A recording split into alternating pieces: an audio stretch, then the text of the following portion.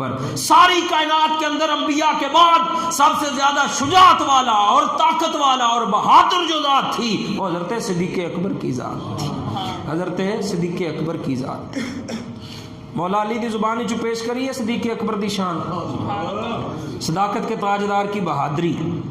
مولا کائنات شیر خدا علی المرتضی کرم اللہ تعالی وجہہ الکریم, آپ نے پوچھا ہو لوگوں بتاؤ سب سے زیادہ طاقتور کون ہے, سب سے زیادہ پاورفل کون ہے, سب سے زیادہ بہادر کون ہے؟ فرمایا, لوگوں نے عرض کی حضور آپ ہیں. آپ نے فرمایا جیڑے بندے بھی ساڈے نال ٹکر لئی اساں بدلہ لے لیا.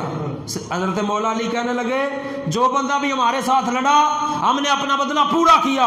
میں تم سے پوچھتا ہوں بتاؤ سب سے زیادہ بہادر ترین بندہ کون ہے؟ سب نے عرض کی ہم نہیں جانتے, آپ ہی بتا دیں. آپ نے فرمایا وہ یار غار ہے, وہ صداقت کا تاجدار ہے, وہ صدیق اکبر کی ذات ہے.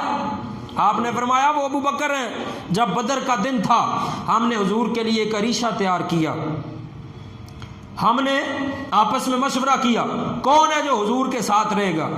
اللہ کی قسم ہم میں سے کوئی بندہ بھی تیار نہیں ہوا, سب سے پہلے صدیق اکبر اٹھ کے کھڑے ہو کے. مولا علی فرماتے ہیں صدیق اکبر کتنے بہادر تھے اور کتنے طاقت والے تھے. وہ ننگی تلوار لے کر اس مقام پہ پہنچے جہاں آمنہ کے لال جلوہ فرماتے. جب کسی کافر نے حضور کی طرف ارادہ کیا برا, حضرت صدیق اکبر اس کی طرف لپکے اس پہ وار کیا. او لوگو میں مولا علی ہو کے کہتا ہوں ہم میں سے سب سے زیادہ جو بہادر آدمی تھے وہ صداقت کے تاجدار کی ذات تھی, وہ حضرت صدیق اکبر کی ذات.